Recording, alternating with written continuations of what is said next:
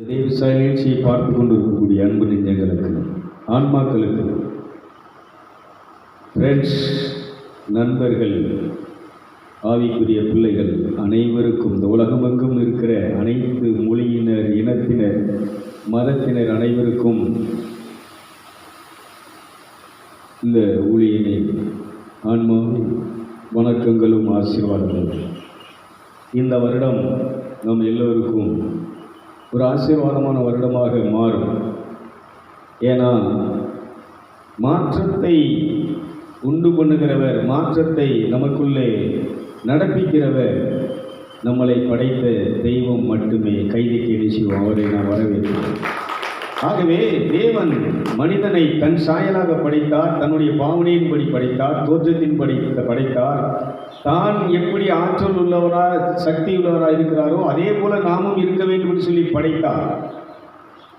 அவருடைய பரிசுத்தத்தை நமக்கு என்ன செய்தார்? கொடுத்து படைத்திருந்தார். இதை இந்த இஸ்பிலித்து, இந்த லூசிபர் என்ன செஞ்சானா? அதை அழித்தார், அதை கெடுத்தார். கெடுத்து மனுஷனுக்கு என்ன செஞ்சிட்டான்னா சாபத்தை, இந்த பாவம் சாபமாக மாறியது, சாபம் மரணமாக மாறியது.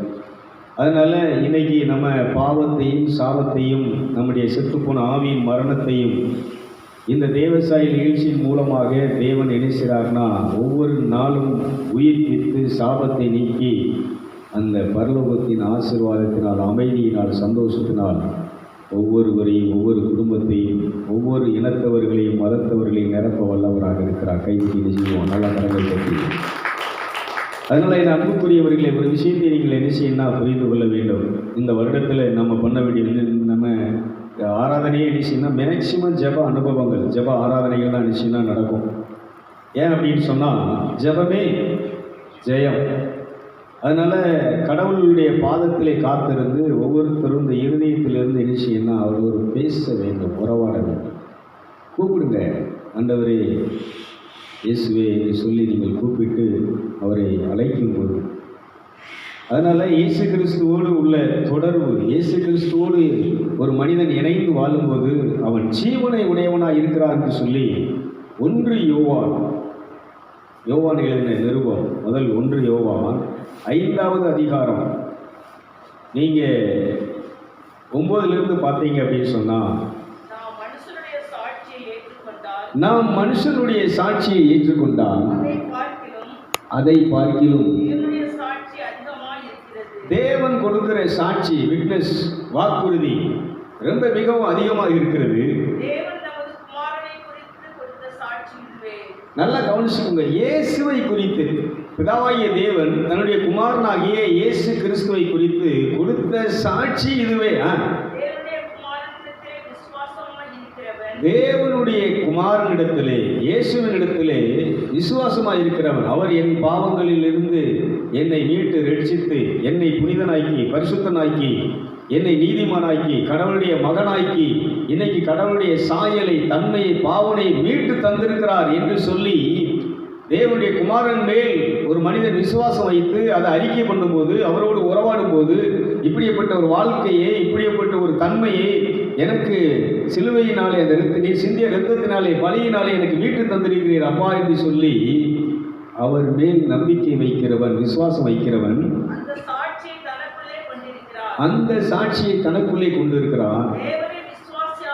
தேவனை விசுவாசியாதவனோ,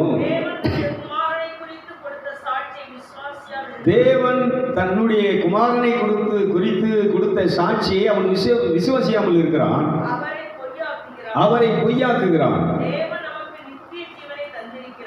நல்லா கைதுகளை பார்ப்போம். இதாங்க தேவன் ஏதோ கொஞ்ச காலம் இல்லை, நித்திய ஜீவனை, நிலையான வாழ்வை, மரணம் இல்லாத வாழ்வை, அழியா வாழ்வை நமக்கு தந்திருக்கிறார். அந்த ஜீவன், அந்த நித்திய ஜீவன், நிலை வாழ்வு தன்னுடைய குமாரனில், இயேசுவில் இருக்கிறது என்பதே அந்த சாட்சி.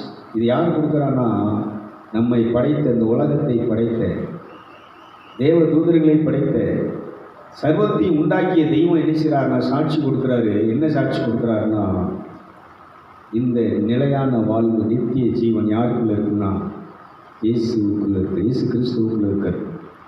அவரை யாரெல்லாம் ஏற்றுக்கொள்கிறார்களோ, அவரோடு இணைந்து யாரெல்லாம் வாழ்கிறார்களோ, அவரை யாரெல்லாம் விசுவாசிக்கிறார்களோ, எந்த மதத்தவராக இருந்தாலும் சரி, எந்த மொழியினராக இருந்தாலும் சரி, அவர்களுக்கு அவர் என்ன கொடுக்க போறாருன்னா, என்ன கொடுக்கிறாருன்னா, இந்த நிலையான வாழ்வை, நித்திய ஜீவனை கொடுக்கிறார். முதலில் வாசிப்போம். நல்லா கவனிச்சு, இயேசுவை உடையவர், ஜீவனை உடையவன். இயேசு இல்லாதவன், தேவனுடைய குமாரன் இல்லாதவன், ஜீவன் இல்லாதவன், செத்து போன ஆன்மா செத்து போச்சு. நீங்க நினைக்கலாம், நான் உயிரோடு நல்ல காலடி நல்ல தம்பா இருக்கு, நடக்க வேலை செய்கிறேன் அப்படின்னு நினைக்கலாம். ஆனால் என்ன சாவு எதுன்னு சொன்னால், நம்முடைய ஆவி, உள்ளார்ந்த மனுஷன், சோல் உடல் என்ன செஞ்சு போச்சுன்னா செத்து போகுது. அதனால தான் சொல்கிறாரு, பிதாவாகிய தேவனே சாட்சி கொடுக்குறாரு. அதனால் இந்த வருடத்தினுடைய முதல் வாரத்தில் தேவன் கொடுக்குற அந்த சாட்சி என்னன்னு சொன்னால், இயேசுவை இந்த உலகத்தில் நம்மளுடைய, அதாவது மாற்றம், முதல் மனுஷன் படைத்த படைப்பை, தன்மையை, கடவுளுடைய அந்த பரிசுத்தத்தை, ஆற்றலை என்ன செஞ்சுட்டான்னா இழந்துட்டான். இப்போ ஒரு சொல்யூஷன் மறுபடியும் என்ன செய்யணும்னா அவனுக்கு அதை கொடுக்கணும். திரும்பவும் அவனுக்கு அதை என்ன செய்யணும்னா கொடுக்கணும்னா சும்மா என்ன செய்ய முடியாது. அதனுடைய விலை, அதனுடைய கணம், அதனுடைய சக்தி, பவர் என்னென்ன என்ன செய்யணும்னா மனுஷனுக்கு தெரியணுங்கிறதுக்காகத்தான் அவரே என்ன செய்கிறார்னா மனு அவரால் எடுத்து இந்த ஜீவனை, இந்த சக்தியை வேற யாரும் தர முடியாது, வேற யாரும் கொடுக்க முடியாது. இந்த நிலையான வாழ்க்கையை, நித்திய ஜீவனை கொடுக்கணும்னா யார் தான் கொடுக்க முடியும்? இயேசு ஒருத்தர் தான் கொடுக்க முடியும். கைதுக்கு என்ன செய்ய, இதை கைலாச மகாரிஷி அழகாக என்ன செய்கிறாருன்னா விளக்குகிறார். நல்லா கவனிக்கணும். நம்முடைய யோவான் ஞானகன் இருக்கார் இல்லையா, இயேசுக்கு ஞானசானம் கொடுத்தவர், அவரை போய் அவருடைய ஆவியை யார் சந்திக்கிறாருன்னா கைலாச மகாரிஷியினுடைய அந்த ஆவியை, அந்த ஆன்மா என்ன செய்யறதுன்னா சந்திக்கிறது. நிறைய பரிசுத்தவான்களுடைய ஆவிகளோடு அவர் உறவாடுறாரு, ஆவியில் சஞ்சரிக்கிறாரு. அவருக்கும் இமயமலையில் கோயில் தான் இருக்கிறார். இயேசுடைய 2ஆம் வருகை வர்றது வரைக்கும் அவருக்கு என்ன கிடையாது, இந்த உடலில் இருந்தவருக்கு என்ன கிடையாது, சாவு கிடையாது, பிரிவு கிடையாது. ஆனால் அந்த குகையில் உடல் இருக்கும். இந்த ஆவி என்ன செய்யணும்னா அந்த உடலை விட்டு பிரிஞ்சு பரலோகத்தில் தேவதூதர்களோட தேவனோட என்ன செய்யணும் சஞ்சரிக்கும். இன்றைக்கி இந்த இடத்துல ஒரு ஆண்டவருக்கு பிரியமான ஆராதனை நடந்த தேவ மகிமை இங்கே நேற்றுன்னு சொன்னால் இங்கே அவருடைய ஆவி என்ன செய்யும் வரும். அவர் ஒரு இஸ்லாமியர். அவர் சொல்லுவார், நான் ஒரு இஸ்லாமிய குடும்பத்தில் பிறந்தவன், நான் என் குரான் இஸ்லாமிய மதத்தின்படி குடும்பத்தில் எதிர்படி குரானை நல்லா படித்து அதில் ரொம்ப வைராக்கியமாக வெறியாக இருந்தவன். ஆனால் என்ன இல்லைன்னா நிம்மதி இல்லை, என்ன இல்லைன்னா சந்தோஷம் இல்லை, என்ன இல்லைன்னா அமைதி இல்லை, வாழ்க்கை வெறுமை. அப்போது அந்த நிம்மதி, இந்த ஆறுதல், ஆனந்தம் எப்படி எங்கே கிடைக்கும் அப்படின்னு அலையும் போது, தேடும்போது, சில ஆசிரமங்கள், மற்ற முனிவர்கள் இவங்கள்டெல்லாம் இது பண்ணும்போது இதெல்லாம் கிடைக்கல. கடைசியாக சவேரியார் என்ன செய்கிறாருன்னா, பிரான்சிஸ் சவேரியார் அந்த இயேசுவை பற்றி, இயேசுடைய இரத்தத்தினால் உண்டாகிற மீட்பை பற்றி அவர் பிரசங்கிக்கும் போது, இப்படி ஒருத்தர் என்ன செய்கிறாருன்னா, மனிதனுக்கு நிம்மதியை, ஆறுதலை தருகிற ஒருத்தர் இருக்கிறார். வருத்தப்பட்டு பாரம் சுமக்கிறவர்கள் எல்லோரும் முன்னாடி வாருங்கள் என்று சொல்லி அவர் என்ன செய்கிறார், எல்லாருடைய பாரங்களை நீக்கி சந்தோஷத்தை, நிம்மதி, இளைப்பாறுதலை தருகிறதை பற்றி அவர் என்ன செய்கிறார், அறிவிக்கிறார், சொல்லுகிறார் என்று சொன்ன உடனே இவரை சந்திக்கணும் ஒரு காவல். அவரை சந்திக்கும் போது அவர்கிட்ட இவர் என்னை சந்திக்க வாய்ப்பு கிடைக்கிறது. அப்போ என்ன செய்கிறாருன்னா, தன்னுடைய மனசில் உள்ள கஷ்டத்தை, பாரத்தை என்ன செய்கிறார் அவரிடத்தில் சொல்லும்போது அவர் சொல்லுகிறார், உன் பாரத்தை, உன் சுமையை, உன்னுடைய துக்கத்தை, உன்னுடைய வேதனையை இறக்கி வைக்கக்கூடிய ஒரே ஒரு இடம் இந்த உலகத்திலே மனிதனாக பிறந்த இயேசு இடத்தில் கைது போச்சு. அவர் தான் ஒரு சாட்சியை கொடுக்குறாரு. சாதர் சுந்தர் கிட்ட கைலாச மகாரி கொடுத்த சாட்சி என்னன்னா, இந்த அவர் 40 நாள் இயேசு வனாந்தரத்தில் அங்கே பசியோடு இருக்கும்போது, பிசாசினால் சோதிக்கப்படும் போது, அங்கே மோய்சன், எலியா, மற்ற அதுக்கு முன்னால் வாழ்ந்த மகான்கள், பரிசுத்தவான்கள் என்ன செய்கிறாங்கன்னா அந்த இடத்துல இறங்கி வந்து, இயேசுவே உண்மையை நாங்கள் தொழுது கொள்கிறோம், ஆராதிக்கிறோம், அவருக்குரிய மரியாதையை கொடுத்து தொழுது வணங்கி அவரை முத்தமிட்டு அங்கு கூடி நிற்கிறார்கள். மிருகங்கள் அங்கே என்ன செய்கிறது, திரண்டு நிற்கிறது. காட்டில் உள்ள மிருகங்கள் எல்லாம் அவரை சூழ என்ன செய்து நின்று கொண்டு இருக்கிறது. தேவதூதர்கள் என்ன செய்கிறார்கள், அந்த பாலைவனத்திலே, வனாந்தரத்தில் இறங்கி திரளாக குவிஞ்சு நிற்கிறாங்க. இதை யார் பார்க்குறான்னா அந்த ஸ்நாபக அல்லப்பர். இது வெறும் இயேசுகிட்ட போய் பார்த்து என்னுடைய வேலை முடிஞ்சிருச்சியா, இனி நான் என்ன பண்ணணும்னு கேட்கறதுக்காக அவரை தேடி போகும்போது தான் இது நடக்குது. உடனே இதை பார்த்து பயந்தவர் ஒரு மரத்தடியில் ஒளிஞ்சு நிற்கிறார். என்ன நடக்குன்னு என்ன செய்யும் பார்ப்போம் அப்படின்னு சொல்லி நிற்கும்போது அங்கே நடக்கிற நிகழ்ச்சியை காட்சியாக பார்க்கிறார். அப்போ எங்கே என்ன நடக்குதுன்னா, மோசே, எலியா, மற்ற பரிசுத்தவான்கள் எல்லாம் என்ன செய்கிறாங்கன்னா, இயேசுடைய இந்த மரணத்தை, சிலுவை பாடுகளை நாங்கள் போகிறோம், நாங்கள் போய் என்ன செய்கிறோன்னா மறிக்கிறோம், நீங்கள் கடவுள், நீங்கள் போய் இதெல்லாம் செய்யலாம், இப்படிப்பட்ட ஒரு இதை பண்ணக்கூடாது அப்படின்னு அவர்கிட்ட முறையிடும் போது, அவர்கிட்ட வேண்டுதல் செய்யும்போது இயேசு சொல்லுகிறார், நீங்கள் இந்த பூமியிலே வாழ்ந்து உங்களுடைய பணியை முடித்து விட்டு நீங்கள் என்ன செய்து விட்டீர்கள், உடலை விட்டு பிரிந்து இங்கே வந்துட்டீங்க.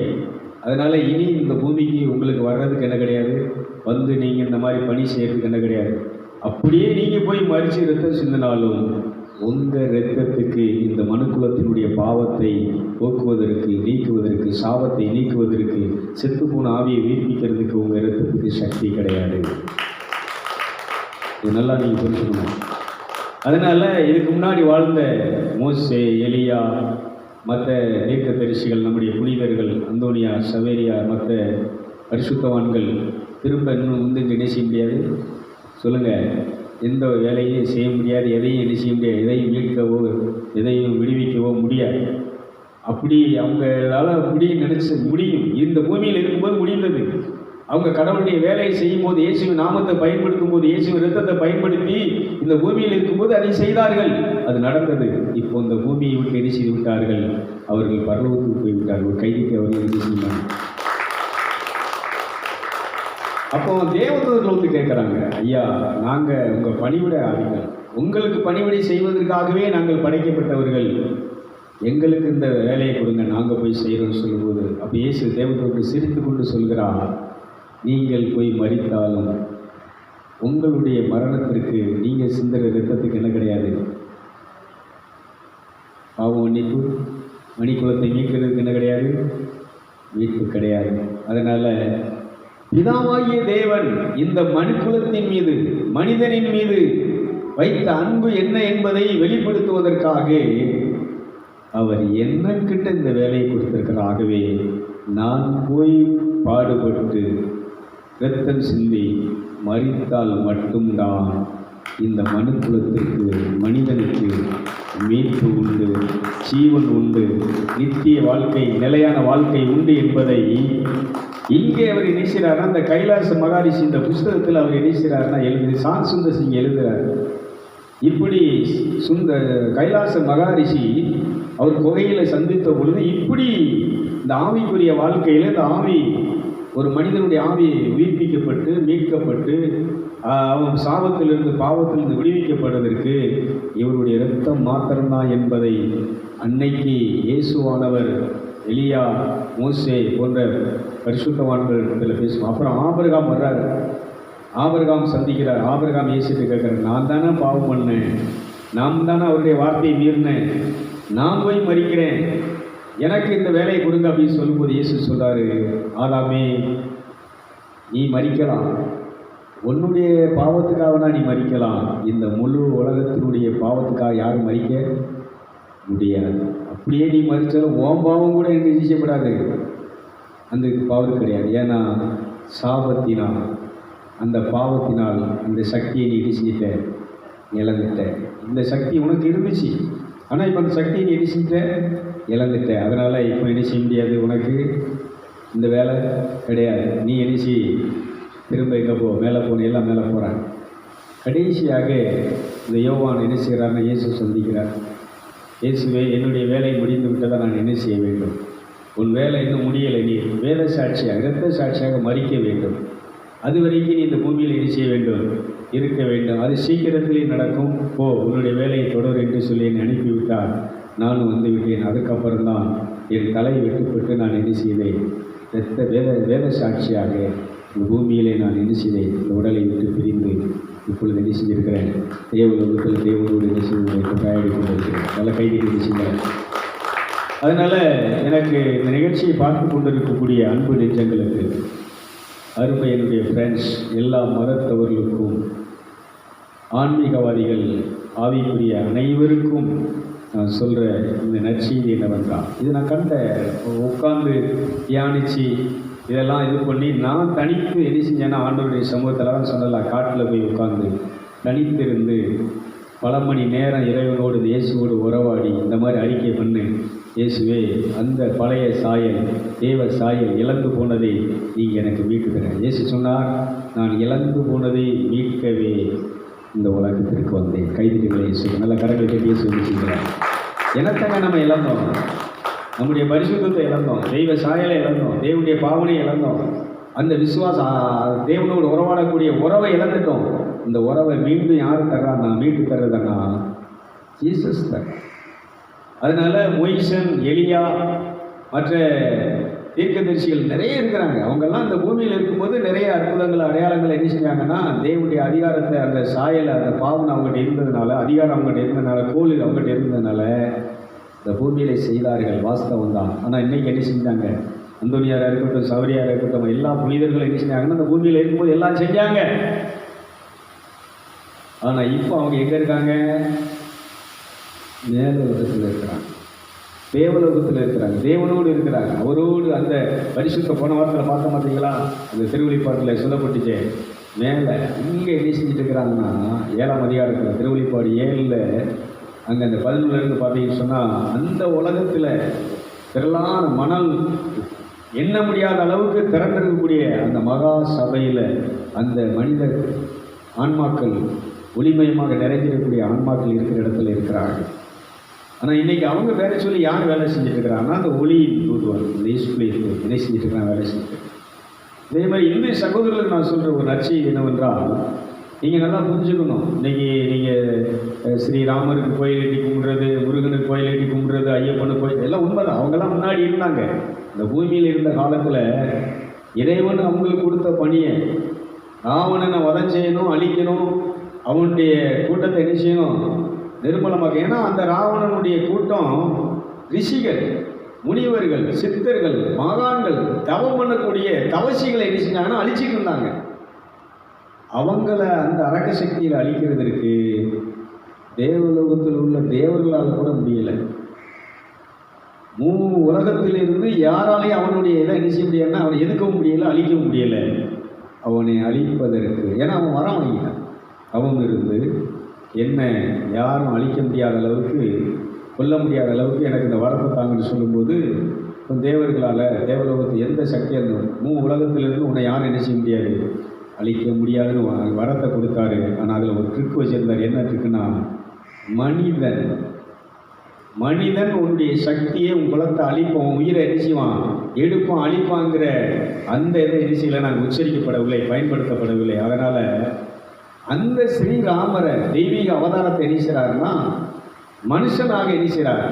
இந்த பூமியில் பிறக்க செய்து அவங்க வனாந்தரத்தில் அலைஞ்சி அவங்க தன்னுடைய வாழ்க்கையை தியாகம் பண்ணி அந்த இறைவனுடைய சக்தியை அவங்க உள்ளுக்குள்ளே என்ன செஞ்சாங்கன்னா வளர்த்து கொண்டு கடைசியாக என்ன செஞ்சாங்க, இந்த மனிதன் தவசியாக, சன்னியாசியாக வேடம் கொண்ட இந்த ஸ்ரீராமரால் இந்த அரக்கனை, ராவணனை, அவனுடைய கூட்டத்தை என்ன அழித்து இந்த மண்ணுலகத்தில் என்ன செஞ்சாங்கன்னா ரிஷிகளுக்கு ஒரு பாதுகாப்பை கொடுத்தார்கள். அதனால் அவங்க வேலையை முடிஞ்சு போச்சு. இன்றைக்கி நீங்கள் கோயில் கட்டி கும்பிடுறதுனால, அவங்கள சிலை செஞ்சு நீங்கள் வணங்குறதுனால என்ன கிடையாதுன்னு சொன்னால், இன்றைக்கி அவங்க அந்த வேலையை உங்களுக்கு என்ன செய்ய முடியாது, மீட்பை என்ன செய்ய முடியாது. அப்படியே இருந்தாலும் அவங்களுக்கு அந்த வேலை கிடையாது. ஒரு மனிதனுடைய சாபத்தை போக்குறதற்கு, பாவத்தை போக்குறதற்கு, செத்துப்போன ஆன்மாவை உயிர்ப்பிக்கிறதுக்கு ஒரே ஒரு அவதாரம் அந்த உலகத்தில் யாருன்னு சொன்னால், அந்த மனு அவதாரம் தான் இயேசு கிறிஸ்து. கைதுக்கலாம் அப்போ நல்ல கரையில். அதனால் அவர் கடவுளாக மனுஷனா அப்படிங்கிற ஆர்குமெண்ட்டுக்கு வரல, பிதாவாகிய தேவன். அதனால தான் இந்த யோவான் 1 யோவான் 5ஆம் அதிகாரத்தில் 9லிருந்து சொல்கிறார், இந்த உலகத்தில் மனிதனுக்கு ஜீவனை, நிலையான ஜீவனை, நித்திய ஜீவனை அளிக்கக்கூடிய ஒரு உரிமை யாருக்கு கொடுத்துருக்கிறாருன்னு சொன்னால், இந்த இயேசு மனுவுக்கு. மீண்டும் அந்த 1 யோவான் 5ஆம் அதிகாரத்தை அந்த இதில் வாசிப்போம். மக்கள், தேவன் நமக்கு நித்திய ஜீவனை தந்திருக்கிறார். அந்த ஜீவன் தன்னுடைய குமாரனில் இயேசுவில் இருக்கிறது என்பதே அந்த இதை குறித்து சாட்சியம் அங்கே அளிக்கப்படுகிறதா. குமாரனை உடையவன் ஜீவனை உடையவன். தேவனுடைய குமாரன் இல்லாதவன் ஜீவன் இல்லாதவன்.